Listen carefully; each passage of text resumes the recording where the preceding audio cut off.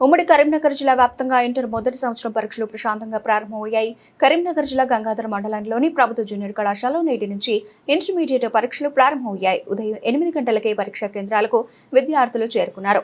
Hall ticket ను పరిశీలించి విద్యార్థులను పరీక్షా కేంద్రంలోకి అనుమతించారు. 212 మంది విద్యార్థులు పరీక్ష రాస్తున్నారు.